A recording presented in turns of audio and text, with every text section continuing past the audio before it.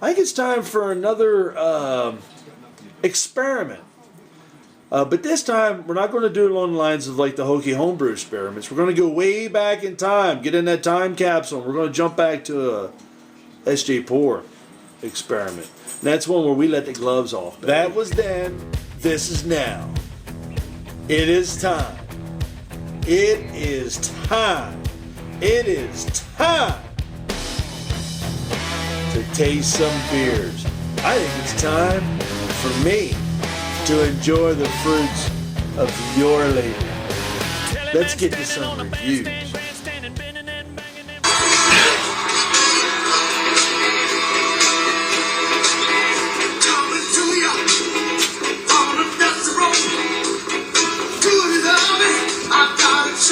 And the name is... Whoa, SJ! It's Kiwi time!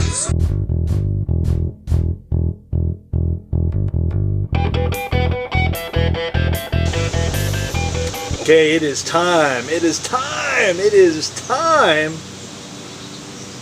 to review one of the beers from the New Zealand group.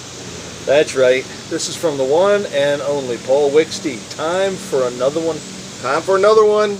Kiwi beer. So this one here is the, well, obviously, who I have sitting here with me, we're enjoying is Paramount 22. So it is definitely time for him and I to enjoy the fruits of his labor. Absolutely. So we're going to dive into this recipe skills to come up with a unique beer from a set recipe base. This year's event has attracted participants from the UK, Australia, USA, Canada, and New Zealand. This is Paul's version of the recipe, added New Zealand hops and a mace. What's a mace? I'm not sure what that is. I gotta look that up. Red Arliss of the nutmeg seed to add a spiced undertone. Ooh. Very nice. Yes. Very. I love this label. This is one of the finest labels that I've seen. He even has a barcode. I'd have to say that it's a little bit better than mine. A little bit. I don't know though. I don't know. Yours was pretty over the top. Just let me tell you. Just don't run out of that electrical tape. Let's give her a crack. Oh, there we go. Ooh. Now, again, these are all in the keezer, kept at a constant temperature. Oh wow, give that a smell. Very nice. Very nice. 40 degrees. We pulled this out probably half hour ago, and now we're sitting out in the humid sun, getting ready to have some here. So I'm going to pour me about a half a glass, and then I'll hand this over to you. There you go. Wow, that looks really nice. That is beautiful. Wow, very actually clean and clear.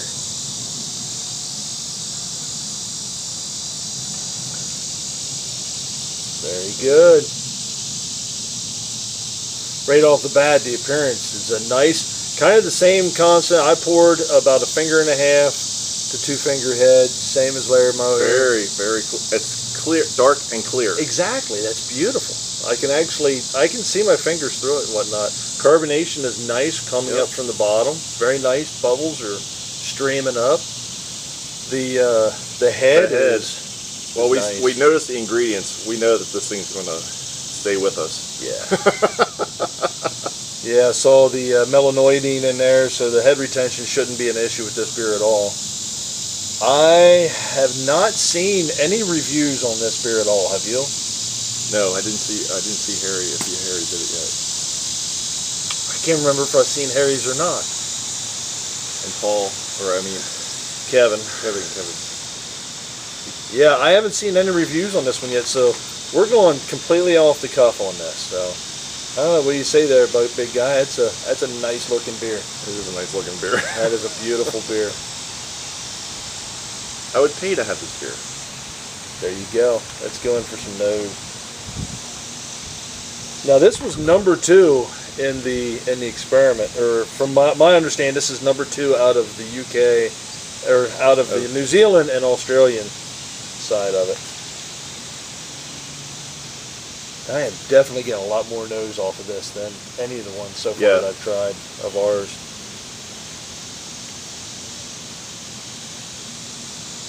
I'm getting, what are you getting off of that? Chocolate?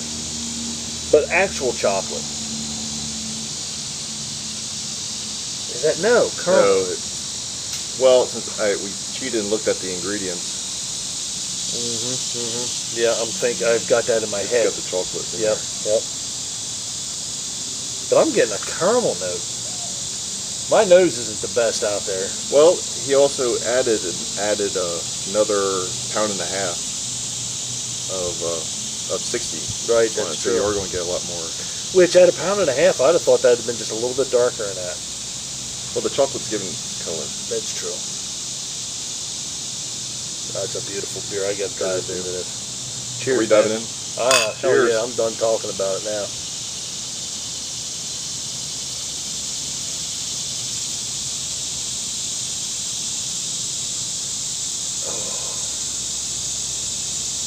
Wow. There's a nutmeg. At the end. Yeah. Wow. That just jumps right up and grabs you. I didn't think I was going to like the nutmeg. I knew I was going to like the beer, but I wasn't expecting me to like it because it's nutmeg and mace. I gotta check that out. Mace. Oh, it is mace is the nutmeg seed. That's what it is. Okay. That is a really nice addition to this flavor profile.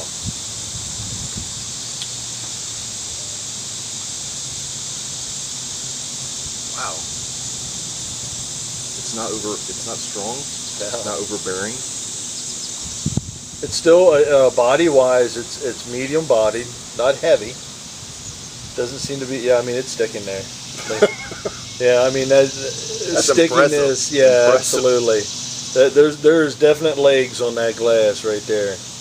That's going to stick around for a while.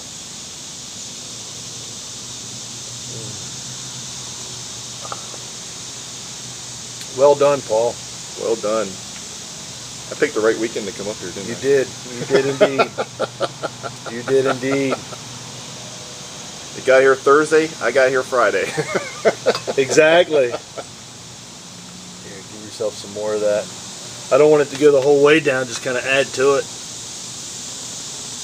Alrighty. Now I don't know that I'm gonna. I might grade this off on the side. You know. I tell you what, Paul. This is a 9 out of 10. I'm just adding everything. I'm just saying on liking. I could drink the shit out of This is. I would have to say this is like a commercial beer. Yeah. Just even taking the aroma. Yeah, the aroma is the aroma. This is the best smelling beer out of all of them so far that I've And we've tried. actually done different beers. So Right, exactly. Yeah, we haven't done all the same. I've done so far. I think I've done 5. You've done 8. yes. You've done 8 so far. I got 7 left. So yeah. So I mean, for appearance, I mean, I don't even. You have to score it at least a 9 or 10 because it's a beautiful beer. It's clean. You can actually. I mean, you hold it up. You can see through it. The carbonation is constant coming up from the bottom. I take part of that as part of the appearance as well. Yes, yes. The head is there. It's not going away. It's going to stay. So there you're. I mean, you're. It's like 9, and then the taste is I wouldn't say the taste is complex. The nutmeg is in there, which I really like, but you can really pick up. It's almost a little bit of a burnt roast. Some of the roast in there you can get. Now, one of the things that I was checking out the label, and it said it finished out at 1.016. Now, I said something to SJ about it, and it's like, I know that whenever I use California ale yeast, it always goes down lower. Now, Paul, here's a question for you. Did you stop it? Right. Because you wanted to hit your number like 5.0? Because with all the malt that was in here, I thought it should have finished out like at 6% at least. Yeah. So just a question you don't have to answer right away. Along with that, though, I mean, not only that, but it not finishing out below 1010, it's not dry. That's true. It's not dry. I'm loving the aftertaste on this. So if he did stop it, kudos, because I never stop any of my beers. I let them go the whole way. I let mine go all the way too. And I'll even let them set longer. And maybe that's something to look at. Because I don't always want them to finish out that dry. I want them to have a little bit of that residual sweetness left over. I mean, that's why we put all that shit in there in the first place. Right. Oh yeah. Yeah. This is. There's not much. There's not much. Yeah, there's no yeast cake.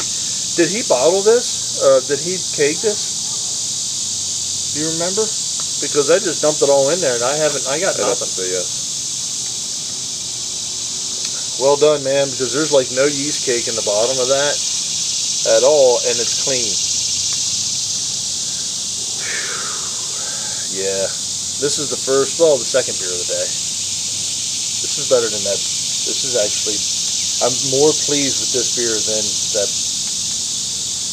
Black Butte. That's because one of us did it. There you go, man. Cheers. Well done. Well done, Paul. I think we're done with this one, huh? We're almost done with this one.